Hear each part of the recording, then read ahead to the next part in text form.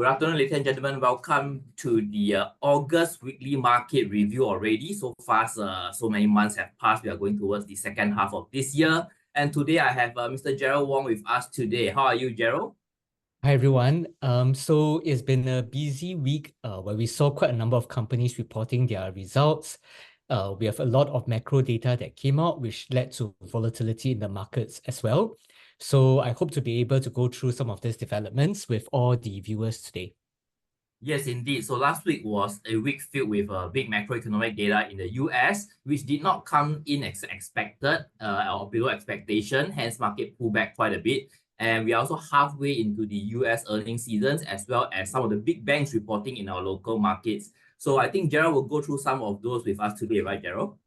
Yes, that's right. So before we go through the company updates, just the usual disclaimer that today's sharing is for information purposes only and should not be taken to be financial advice. Okay, there's the upcoming Ask SIAS on 21st of August on Wednesday, where we will be going through some of the developments on the REITs. If there's something that you are interested in, you can scan to register, and the registration will close on the 19th of August. If you find the weekly market review helpful, do leave us a review on Google. And if you'd like to join SIAS as a member, you can scan this QR code to find out more information.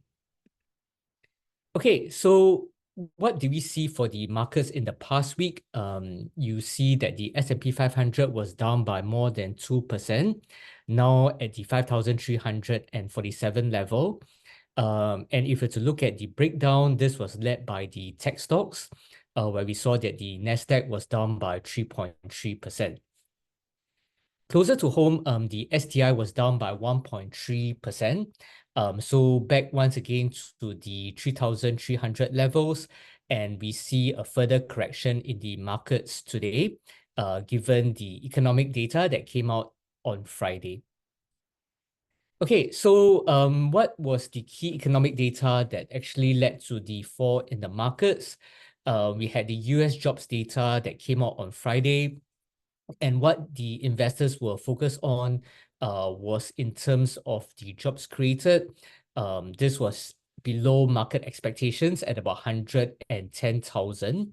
And at the same time, we saw that the unemployment rate unexpectedly rose to 4.3%, which is actually the highest level since late 2021. So that actually sparked investor concerns about whether the Fed has been too slow in cutting interest rates and that the US might actually go into a significant economic slowdown or recession. Okay, so we see that in terms of the fall in the US government bond yields. This is the 10-year government bond yield. Previously, we're highlighting that it has stayed above the 4% level.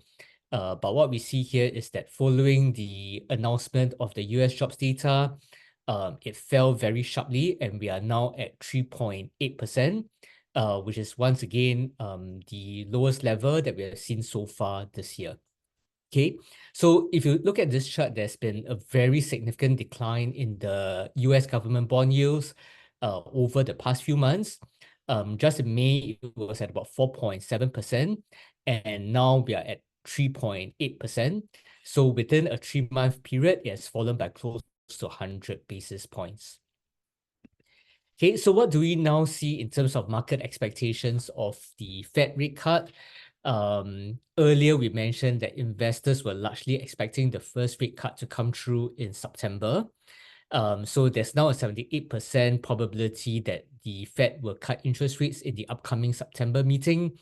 But what's also interesting is that more investors are now expecting that the Fed will have to cut interest rates by 0.5% or 50 basis points in the upcoming September meeting to be able to spur the economy. Okay, so those are the key economic developments. In terms of the performance of the STI, we saw that it has actually performed slightly better than the US market. What we do see is that some of the REITs actually saw gains in the past week. We've got Fraser's Logistics and Commercial Trust up by 4.6%, CapitaLand Ascendas REIT up by 4.5%, and CICT up by 3.9%. Okay. So this is really driven by the fall in the government bond yields that we see. And also for some of these REITs like CapitaLand Ascendas REIT, they reported fairly resilient results. So some investors are probably looking at the REITs as a way to position with the falling interest rates. Okay, in terms of worst performers, we have got SIA, which was down by 12.3% after they announced the latest results.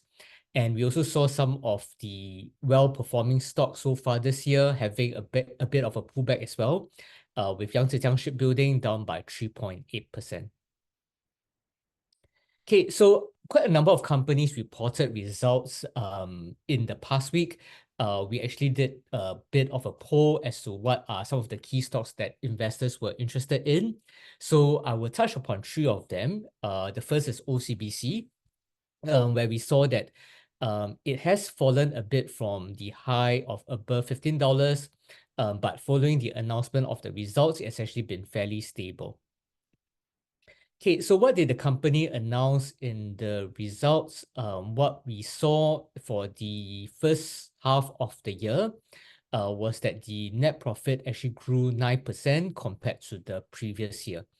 Okay, if it's to look at the second quarter of 2024, the net profit was actually higher compared to the previous year as well, but down compared to the previous quarter.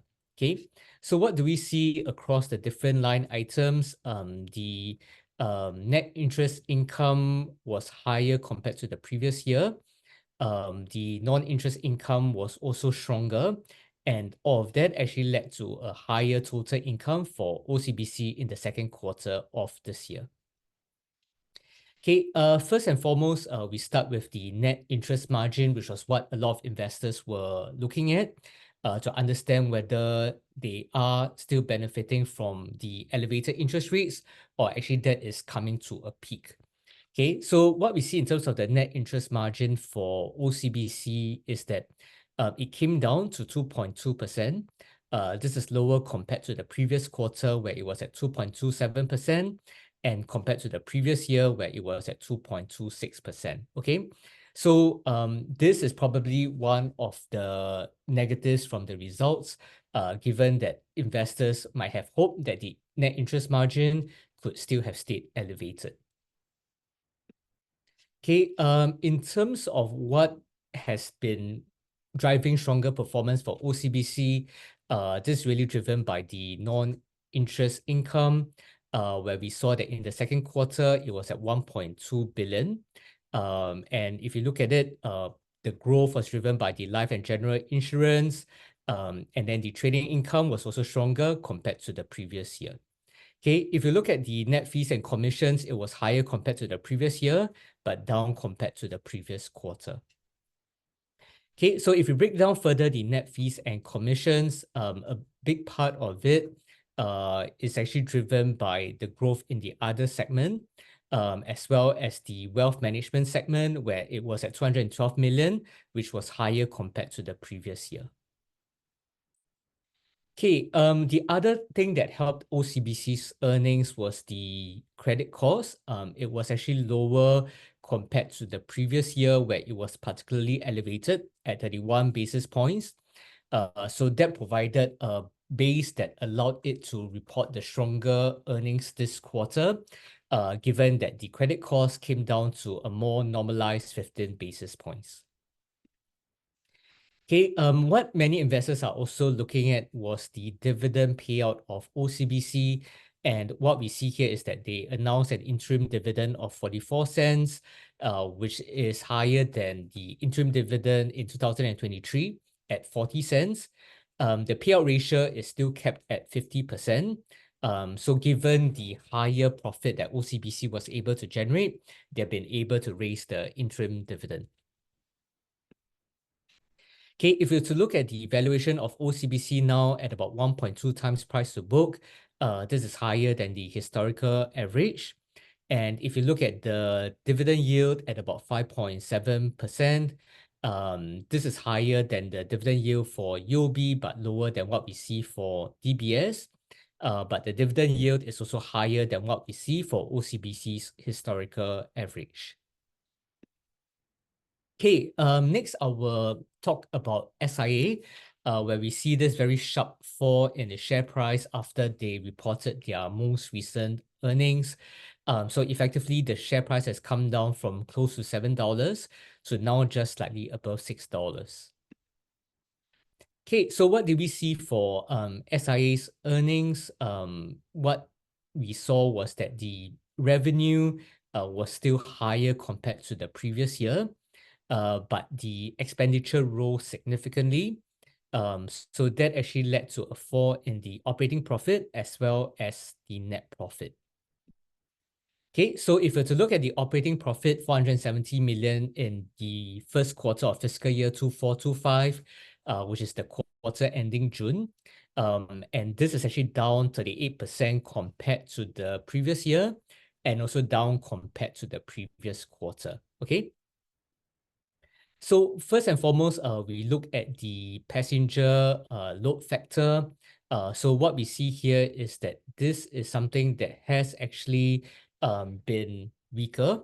And this is really a reflection of the fact that with the gradual normalization in terms of global travel demand, as well as the growth in capacity, it's actually started to come off compared to the previous year. And that might be something that would continue if we see that the global travel demand continues to normalize. Okay, if we're to look at the cargo side, the yields were slightly better compared to the previous quarter. But what we see here is that effectively it has come down compared to the previous year as well. Once again, because of the normalization in demand after the supply chain bottlenecks have started to ease. Okay, but what actually dragged down the earnings for SIA was really this sharp increase in the expenditure, where we saw that it increased 14% compared to the previous year. Okay, so this was actually led by both an increase in the net fuel cost as well as an increase in the non-fuel expenditure. Okay, so while revenue is still growing, but because the expenditure has grown by a more significant extent, so that actually led to the fall in the operating profit. Okay, if we're to look at SIA now, price to book of about 1.3 times, even after the fall that we saw in the past week, and this is above the historical price to book valuation of SIA. Okay, lastly, I'll touch on one of the REITs, Mapletree Pan Asia Commercial Trust, which is a REIT that many investors seem to be following quite closely. The share price of Mapletree Pan Asia Commercial Trust has come down fairly sharply over the past year. We saw a bit of a bounce after investors grew in confidence that the Fed will start cutting interest rates in September. And after the most recent earnings, the share price has stayed at about the $1.30 level. Okay, so what did we see for Mapletree Pan Asia Commercial Trust first quarter fiscal year results? The distribution per unit was actually down by 4.1%. Okay, so the DPU was at 2.09 cents compared to 2.18 cents in the previous year. The gross revenue and net property income were very much flat compared to the previous year. So given the increase in the financial expense, that actually led to a fall in distributions for Mapletree Pan Asia Commercial Trust. Okay, if we're to look at some of the operation statistics for Mapletree Pan Asia Commercial Trust, the occupancy rate actually came down in the most recent quarter. If you look at some of the properties at MBC, it came down to 92.8% from 96% in the previous quarter. If you to look at some of the other properties, such as the ones in Japan, that came down to 94.2% compared to 97.9% in the previous quarter. So overall, the portfolio occupancy was at 94% for Mapletree Pan Asia Commercial Trust, compared to 96.1% in the previous quarter. Okay, in terms of the rental reversions, that is still something that is decent for Mapletree Pan Asia Commercial Trust, mainly driven by VivoCity, where they managed to get close to positive 20% rental reversions. And that helped to offset the weaker rental reversions in some of its overseas properties, such as in Hong Kong, as well as in Japan. Okay, if it's a look at the balance sheet of Mapletree Pan Asia Commercial Trust, the leverage ratio has stayed flat at about 40.5%. Okay, the interest coverage ratio is at 2.8 times. But what we see is an increase in the weighted average cost of debt to 3.54% from 3.35% in the previous quarter and 3.17% in the previous year. Okay, so that actually led to an increase in the financing cost of MPAC and also impacting the distributions. Okay, if it's look at the valuation of MPAC now, price to book of 0.7 times, which is below the historical average, and dividend yield of about 6.9%, which is above the historical average. Okay, so I've shared some of the key company reports over the past week. We still have another busy reporting season this week, with DBS expected to report their results on 7th of August on Wednesday. So that's something that many investors will be keeping a very close lookout for. We also have a SIAS Corporate Connect with Lendlease REIT on Tuesday, 6th of August. So a fairly busy week before we head into the National Day public holiday on Friday, the 9th of August. Okay, so with that, I'll hand over to Sunny, who will share with us the technical analysis.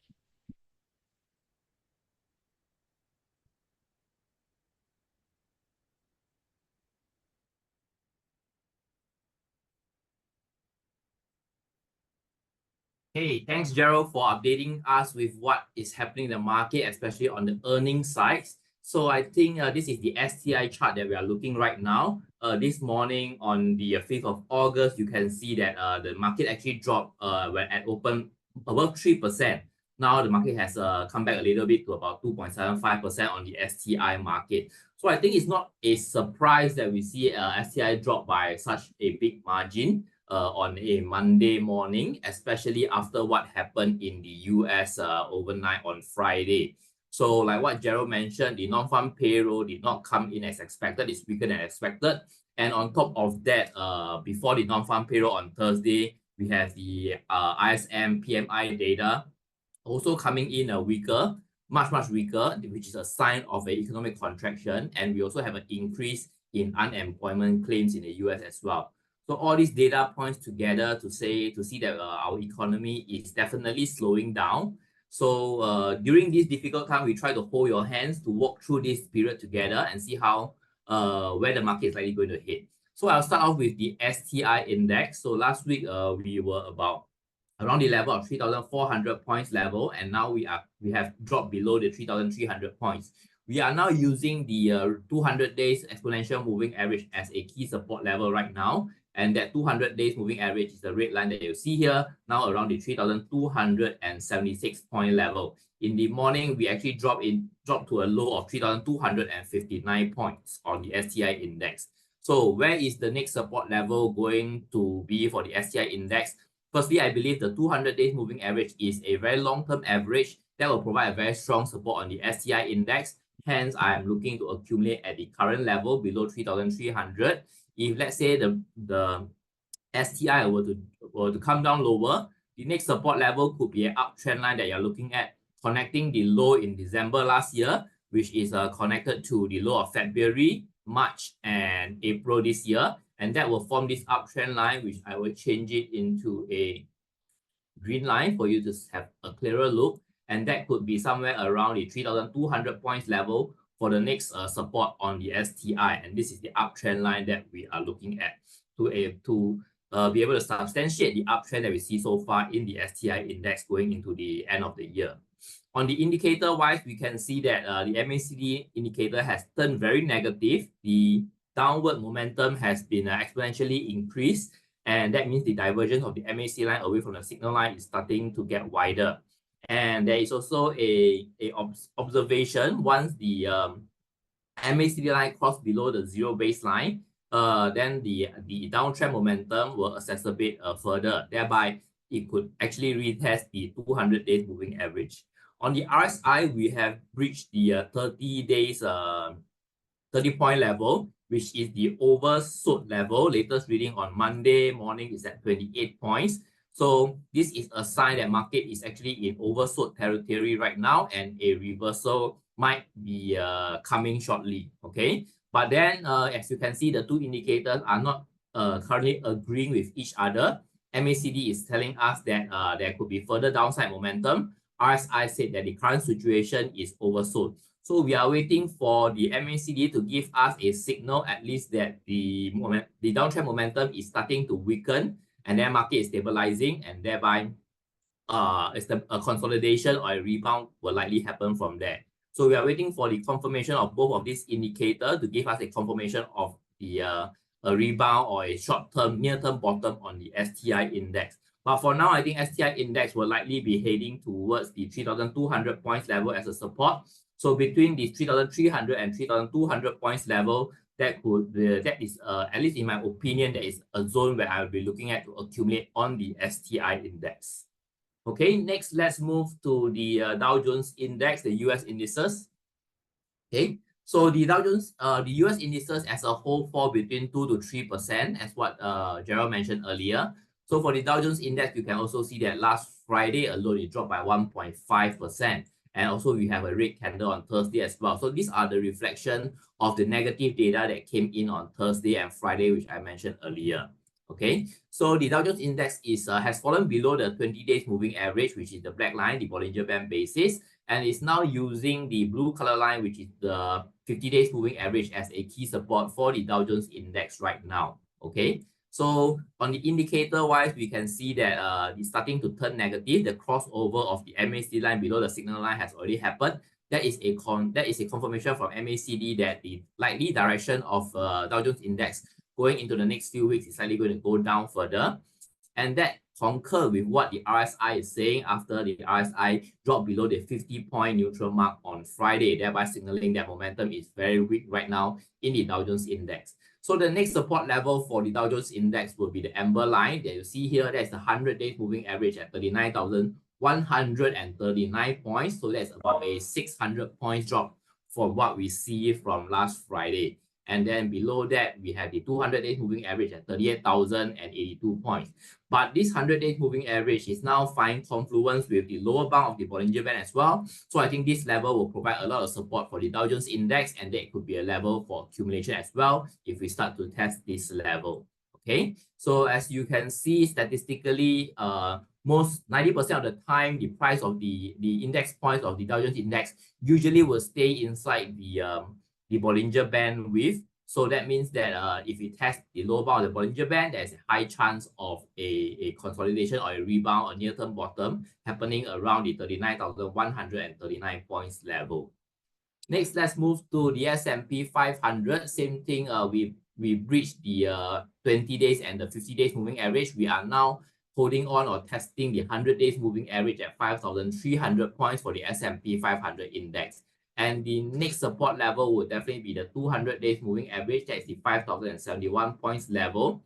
So that could provide further support for the S&P 500.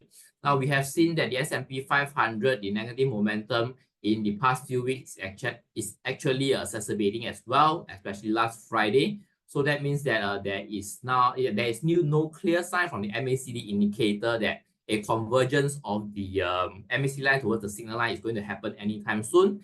Thereby, this downtrend is likely going to go down further. On the RSI, we have also crossed the 50-point neutral mark last week, and we have dropped a significant amount to the latest reading of 38 points. So there's now a lot of negative momentum and downtrend momentum in the S&P 500 index now, according to what the indicators are telling us. Thereby, it will not be a surprise if S&P 500 were to test the 200 days moving average at the 5,071 points level. Below that, we also have somewhere of a low in April, and that is around the 4,953 points level, providing further support as well. But for now, we are looking at 5,000 point as the handle to give the S&P 500 a place to consolidate and launch a rebound going towards the end of the year. So do expect further pullback from the S&P 500 index going into the next few weeks. Lastly, let's touch on the Nasdaq Composite Index. So we have pulled down, we have broke the 20 days moving average, we have broke the 50 days and the 100 days as well. Also on last Friday, we broke the 100 days moving average below the 16,900 points level. We are now at 16,776 points. So you can see that both the indicators are also looking very negative.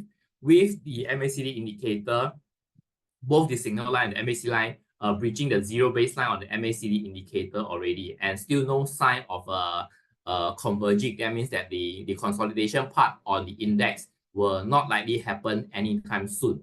On the RSI, the latest reading at 35 is also below the 14 days RSI reading at 45. So that means that we also have not breached the 30-point oversold mark yet. So that means a reversal in the near term is also not in sight because the index is not in the oversold territory, although we have retraced more than 10% from the July high, which means we have entered into the correction territory, but it's not going to see a rebound and likely anytime soon until at least I believe we test the 200 days moving average at 16,039 points, which is the 16,000 handle that we should watch out for. So market is going through a difficult time right now, but I don't think that we should be panicking right now.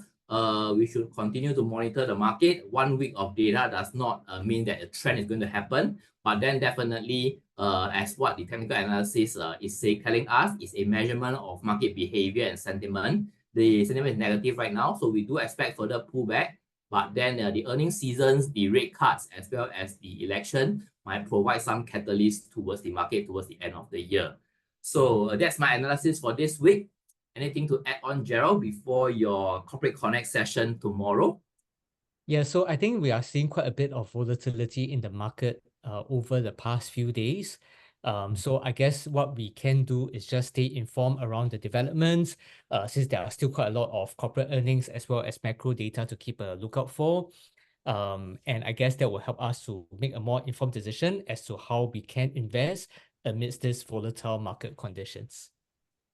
Yes, so we will walk you through this together with us, and we will see you again on next Monday. But before we end the show, we'd like to wish Singapore a happy birthday and a very happy National Day and a good long weekend for everyone. How about you, Gerald? Yes, that's right. So happy National Day to all Singaporeans. And we will see you again next week on the 12th of August. Okay, thank you, everyone. Have a good Thank weekend. you.